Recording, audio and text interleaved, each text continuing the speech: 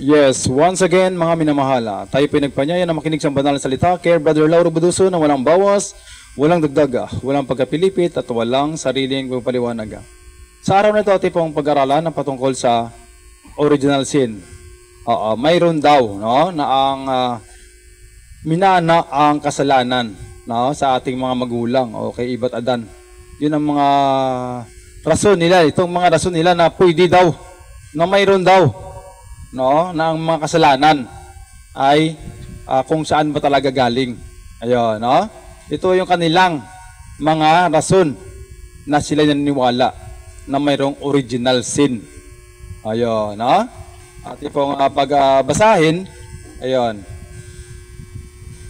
Sa Roma chapter 5 verse 12. Kaya kung paano sa pamamagitan ng isang tao ay pumasok ang kasalanan sa sanglibutan, at ang kamatayay sa pamamagitan ng kasalanan.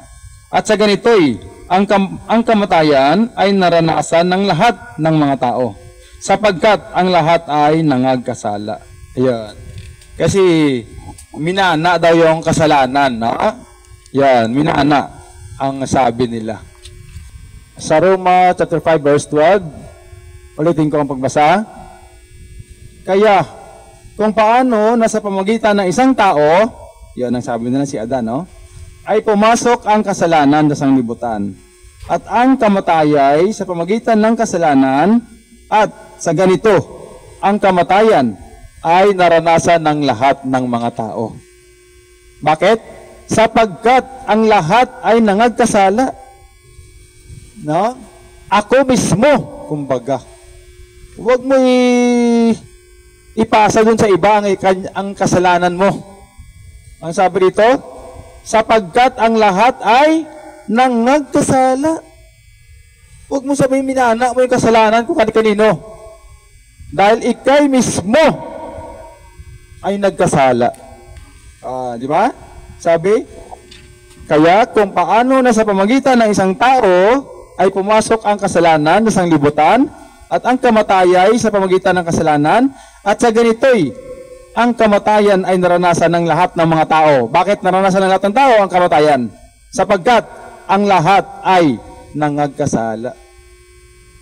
Dahil nagkasala ang lahat, kaya huwag mong ipasa doon ng kasalanan mo sa iba. Ikay mismo ang nagkasala. Ang lahat ay nangagkasala. Yan. Sa 19. Sapagkat kung paanong sa pamamagitan ng pagsuway ng isang tao, ang marami ay naging mga makasalanan. Gayon din sa pamamagitan ng pagtalima ng isa ng marami, ang marami ay magiging mga matuwid. Yan. Kaya kung ikay nagkasala, huwag mo nang ipasa sa iba.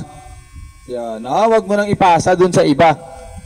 Dahil ang lahat ay nangagkasala. Sapagkat ang lahat, huwag mo sabihin sa isang tao lang yun, sapagkat ang lahat ay nangagkasala. Ayun. Ano pa ang rason? Sa awit 51:5 na pwede daw, minana daw yung kasalanan, original sin daw yun. Mayroon daw, minamana daw yung mga kasalanan. Sama-sama naman ng magulang na ito. Bakit kaya kasalanan pang pinamana dun sa sa mga anak niya? Ayun, ano pa?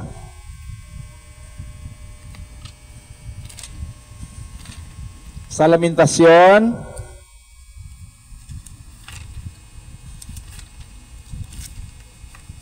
5:7. Ito pa yung mga isang basihan pa rin Ayun, 5:7. Ang aming mga magulang ay nagkasala. Yan, ang kanila ng mga magulang ay nangagkasala. At wala na. At aming pinasan ang kanilang mga kasamaan. Yan, kaya nga, ang sabi rito, ang aming mga magulang ay nangagkasala. At wala na. At aming pinasan ang kanilang mga kasamaan. Yan. Bakit mo pinasan ang kanilang kasamaan? Kasi pinagpatuloy mo yon. Halimbawa, pagre-revolto, Yun. Wala na sila. Nagre-revolto ka pa rin. Nakarumal-dumal yan sa paningin ng Panginoon. Yun, no? Huwag kang magkaroon. Huwag kang magkaroon. Huwag mong yuyukuran. O paglingkuran man. Huwag mong bigyan ng ano yan. Sampagita, bulaklak, pagkain, kandila. Huwag mong paglingkuran yan, no? Na, yan, no? Mamaya ng konti. Pupunta tayo dyan. Kaya ang sabi rito, ang aming mga magulang ay nagkasala at wala na. At aming pinasan ang kanilang mga kasamaan. Yan. Kasi patuloy ka dyan eh. Pinapasan mo pa rin yan eh. Kaya tigilan mo na yan. Alamin mo yan. At tigilan mo yan. Huwag mong ipagpatuloy yan. Para huwag mo nang pasanin yan ang kanilang mga kasalanan. Dahil wala na sila. Alamin mo yan. Yan. At tigilan mo yan. Kung ano man yan. Halimbawa, sugarol sila. Eh wala na sila. Yan. Pinapasan mo pa rin yun. Pinagpatuloy mo. Ayan. Kaya, hindi gano'n, no? Kaya alam mo masama na yan eh, kasi malaki ka na. Ayan. Kaya tigilan mo yan, alamin mo yan na hindi na yan maganda. No? Huwag mo nang ipagpatuloy yan. Ayan. Kaya kanya-kanyang kasalanan, no? Huwag mo nang ipagpatuloy yun. Ayan. Sa awit 51:5. Ayan. Yung munti ko nang makalimutan, no? Sa awit, maya ito pa yung i-comment mo sa akin, no? Sa awit 51:5. Hindi ko binasa. Ano to?